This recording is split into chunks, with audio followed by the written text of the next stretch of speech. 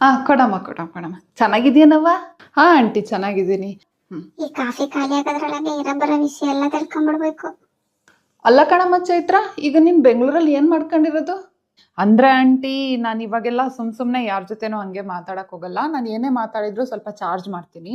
ನಾನು ಇವಾಗ ಹೆಂಗಿದ್ದೀನಿ, ಏನ್ ಮಾಡ್ತಾ ಇದ್ದೀನಿ ಅಂತ ತಿಳ್ಕೊಬೇಕು ಅಂದ್ರೆ 500 ಚಾರ್ಜ್ ಮಾಡ್ತೀನಿ ಆಂಟಿ. ಅದೇ ನಾನು ಏನ್ ಮಾಡ್ಬೇಕು ಅಂತ ಇದ್ದೀನಿ ಅಂತ ಏನಾದ್ರು ನಿಮಗೆ ಹೇಳ್ಬೇಕು ಅಂದ್ರೆ 1000 ಚಾರ್ಜ್ ಮಾಡ್ತೀನಿ. ಮತ್ತೆ ನಾನು ಬೆಂಗಳೂರಲ್ಲಿ ಎಲ್ಲಿದ್ದೀನಿ, ಯಾವ ಏರಿಯಾದಲ್ಲಿದ್ದೀನಿ, ಯಾವ ಪಿ ಜಿಲಿದ್ದೀನಿ, ಯಾರ ಜೊತೆ ಇದ್ದೀನಿ ಅದೆಲ್ಲ ತಿಳ್ಕೊಬೇಕು ಅಂದ್ರೆ ಒಂದು 3000 ರೂಪಾಯಿ ಚಾರ್ಜ್ ಮಾಡ್ತೀನಿ.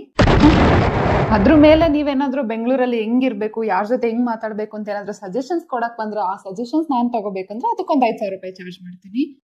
ಎಲ್ಲ ಇವಳ ಮತ್ತೇನಾದ್ರೂ ನೀನ್ ದಪ್ಪಗಾಗಿದ್ಯಾ, ಸಣ್ಣಗಾಗಿದ್ಯಾ, ತಲೆ ಕೂದಲೆಲ್ಲ ಹೋಗಿದೆ, ಸ್ಟೈಲ್ ಮಾಡ್ಬೇಡ, ಈ ತರ ಏನಾದ್ರೂ ಸಜೆಷನ್ಸ್ ಕೊಡಕ್ ಬಂದ್ರೆ ಮಾತ್ರ 10,000 ರೂಪಾಯಿಗಿಂತ ಕಡಿಮೆ ತಗೊಳೋದಿಲ್ಲ. ಇನ್ನೊಂದು ಇಂಪಾರ್ಟೆಂಟ್ ವಿಷಯ, ನನ್ನ ಸ್ಯಾಲ್ರಿ ಕೇಳ್ಬಿಟ್ಟು ನಿಮ್ಮ ಮಕ್ಳು ಸ್ಯಾಲ್ರಿ ಜೊತೆ ಕಂಪೇರ್ ಮಾಡ್ಬಿಟ್ಟು ನಮ್ಮ ಅಪ್ಪ ಅಮ್ಮನ ಜೊತೆ ಏನಾದ್ರೂ ಹಾಕೊಡ್ಬೇಕು ಅಂತಂದ್ರೆ 50,000 ರೂಪಾಯಿ ತಗೊಂತೀನಿ. ಅಯ್ಯೋ, ಏನಾದ್ರೂ ಬಾಯಿ ಬಿಡ್ಸೋಣ ಅಂದ್ರೆ ಈ ತರ ಮಾತಾಡ್ತಾವಳೆ. ಸಿಟ್ಟಿಗೆ ಹೋಗ್ಬಿಟ್ಟು ಬಾಳ ಕಲ್ತ್ಕೊಂಡ್ ಬಂದ್ಬಿಟ್ಟವಳೆ. ಇರ್ಲಿ ಇನ್ನೊಂದಿನ ನೋಡ್ಕೊಳ್ಳೋಣ. ಫೈನಲ್ ಆಗಿ ನೈಲ್ಸ್ ಬಿಡಬಾರ್ದು, ಮೇಕಪ್ ಮಾಡಬಾರ್ದು, ಹುಡುಗ್ರ ಜೊತೆ ಫೋನಲ್ಲಿ ಮಾತಾಡಬಾರ್ದು, ಈ ತರ ಶಾರ್ಟ್ ಬಟ್ಟೆಸ್ ಎಲ್ಲ ಹಾಕ್ಬಾರ್ದು ಅಂತ ನೀವೇನಾದ್ರೂ ಅಡ್ವೈಸ್ ಕೊಡ್ಬೇಕು ಅಂತ ಅನ್ಕೊಂಡಿದ್ರೆ ಒಂದ್ 25,000 ರೂಪಾಯಿ ತಗೊಂತೀನಿ. ಸರಿ, ಈಗ ಹೇಳಿ ಆಂಟಿ, ಯಾವ ಕ್ವಶನ್ ಇಂದ ಸ್ಟಾರ್ಟ್ ಮಾಡೋಣ? ಇರ್ಲಿ ಬಿಡಮ್ಮ, ನಿನ್ ಪರ್ಸನಲ್ ವಿಷಯ ಎಲ್ಲ ನನಗೆ ಯಾಕೆ? ಹೆಂಗಿದ್ರು ನಿನ್ ಬುದ್ಧಿವಂತೆ, ಏನ್ ಮಾಡ್ಬೇಕು ಏನ್ ಮಾಡ್ಬಾರ್ದು ಅಂತ ನಿನಗೆ ಚಂದಾಗಿ ಗೊತ್ತಿರ್ತದೆ.